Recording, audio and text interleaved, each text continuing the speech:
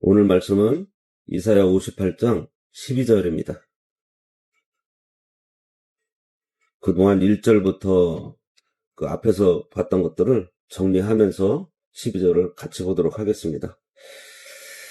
내게서 날 자들이 오래 황폐된 곳들을 다시 세울 것이며 너는 역대에 파괴된 기초를 쌓으리니 너를 일컬어 무너진 데를 보수하는 자라 할 것이며 길을 수축하여 거할 곳이 되게 하는 자라 하리라.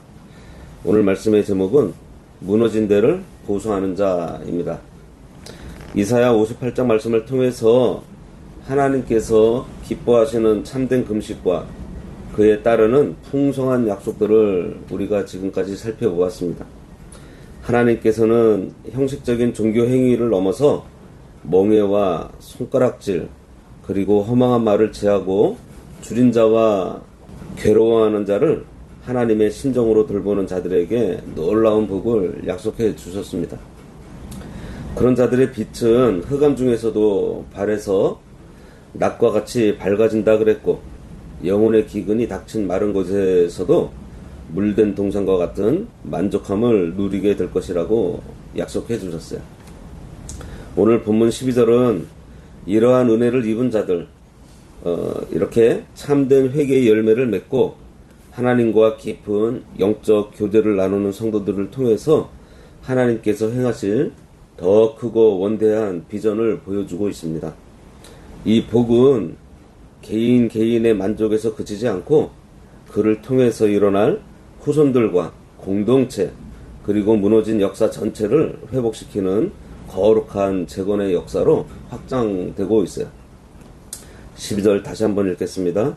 내게서 날 자들이 오래 황폐된 곳들을 다시 세울 것이며 너는 역대에 파괴된 기초를 쌓으리니 너를 일컬어 무너진 데를 보수하는 자라 할 것이며 길을 수축하여 거할 곳이 되게 하는 자라 하리라. 여기 내게서 날 자들이 오래 황폐된 곳들을 다시 세운다고 말씀하십니다. 1차적으로 이것은 바벨론 포로 생활을 마치고 돌아온 이스라엘 백성들이 폐허가 된 예루살렘 성읍을 재건할 것을 의미하고 있어요. 그러나 이 말씀의 영적인 깊이는 훨씬 더 오묘합니다. 여기서 내게서 날 자들은 육신적인 후손만을 뜻하는 것이 아니라 9절에서 11절까지에서 언급되고 있는 은혜를 입은 성도들에게 전도를 받고 그들의 삶을 보고 배우며 일어난 영적인 제자들까지 다 포함하고 있어요. 하나님의 은혜는 아무짝에도 쓸데없어 보이는 버림받은 인생을 가장 쓸모있는 인재로 일으켜 세우십니다. 참다운 금식으로 자기를 쳐서 복종시키고 이웃을 사랑하는 자에게는 사막과 같은 황무지를 아름다운 옥토로 변화시키는 능력을 주세요. 이미 잘 가꾸어진 땅을 옥토로 만드는 것은 누구나 할 수 있지만 아무도 거들떠보지 않는 황폐한 곳을 다시 세우는 것이야말로 하나님께서 인정하시는 성도의 가치입니다. 학교에서 소외된 문제아를 사랑으로 돌보며 정상적인 사회인으로 길러내는 선생처럼 무너진 가정과 공동체를 믿음으로 일으켜 세우는 사람처럼 성도는 죽어가는 환경에 새 생명을 불어넣는 사명을 감당해야 합니다. 또한 성도는 역대에 파괴된 기초를 쌓는 자가 된다고 했어요.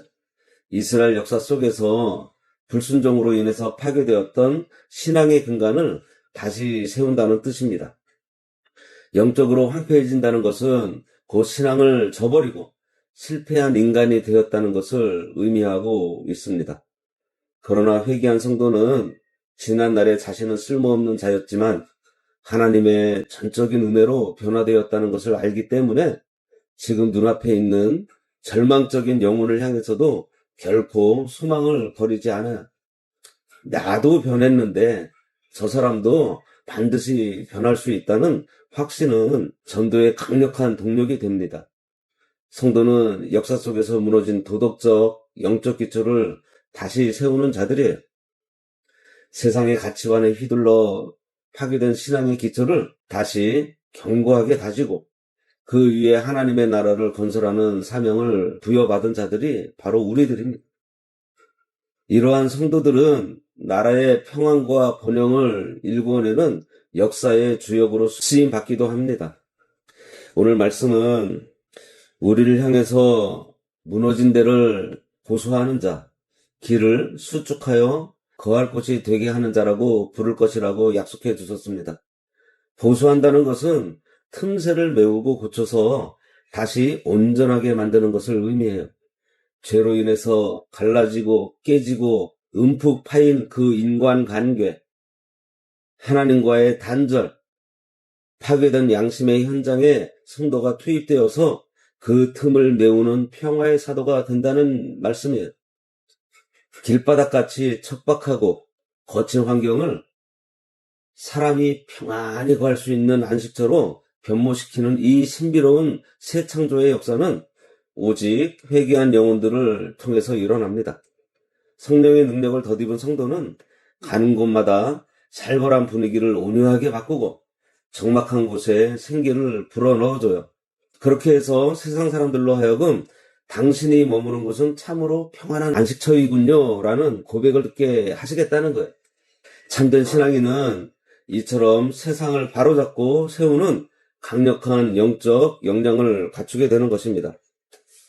이러한 모든 재건의 역사는 다음 시간에 볼 13절과 14절에서 언급되는 안식일의 정신과 연결되고 있어요. 진정으로 회개한 영혼은 자신의 생명을 구원하신 하나님께 온전히 자신을 드리게 됩니다. 그리고 그 생명을 드리는 구체적인 표가 바로 시간을 드리는 거예요. 새 생명을 얻은 성도에게서 모든 날은 주의 날입니다. 그러나 그중 하루를 구별해서 주님께 바치는 것은 우리가 하나님의 소유임을 인정하는 고백이에요. 물론 우리가 안식일을 지킴으로 구원을 얻는 것은 아니에요. 구원은 오직 예수 그리스도를 믿음으로만 구원을 받습니다. 그러나 그 영생의 은혜를 깊이 깨달은 사람은 모든 날이 하나님의 것임을 알기에 마땅히 거룩한 날을 구별해서 하나님께 예배하고 하나님의 뜻대로 살기를 갈망하게 되는 것입니다. 이것이 바로 참된 금식을 통과한 성도가 맺어야 할 마지막 열매예요. 하나님의 날을 존귀하게 여길 때 하나님께서는 우리를 땅의 높은 곳에 올려주시고 야곱의 기업으로 기르시는 승리를 허락하실 것입니다. 하나님께서는 참된 금식과 회개의 길을 걷는 성도에게 5가지 찬란한 복을 약속하셨어요. 첫 번째는 흑암 속에서도 빛을 발하는 삶을 살게 될 거라고 했습니다. 두 번째로는 영혼의 기근 중에도 영적인 만족을 누리게 한다 그랬어요.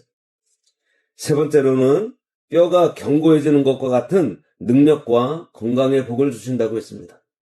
네 번째로는 어제 살펴본 물된 동산처럼 끊이지 않은 은혜의 공급을 해주시겠다고 하셨어요.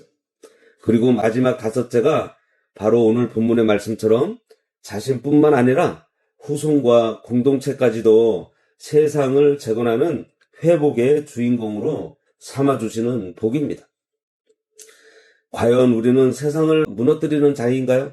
아니면 무너진 곳을 보수하는 자인가요? 사막을 옥토로 바꾸고 버림받은 인생을 하나님의 인재로 키워내는 이 영광스러운 사역에 하나님께서 우리를 초청하고 있습니다. 하나님을 가까이 하고 이웃에게 선을 행하는 참된 경건을 통해서 우리의 가정과 교회가 무너진 데를 보수하고 거할 곳이 되게 하는 거룩한 축복의 통로가 되어야 하겠습니다.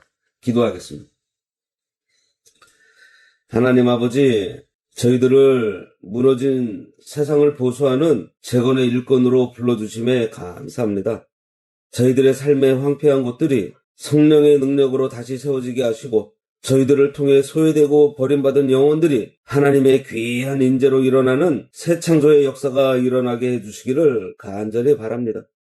저희들이 밟는 땅마다 물된 동산 같게 하시고 파괴된 기초를 다시 쌓아 올리는 신앙의 명문 가문을 이룰 수 있도록 역사해 주시기를 간절히 바라오며 우리를 온전케 하시는 예수님의 이름으로 기도드리옵나이다. 아멘.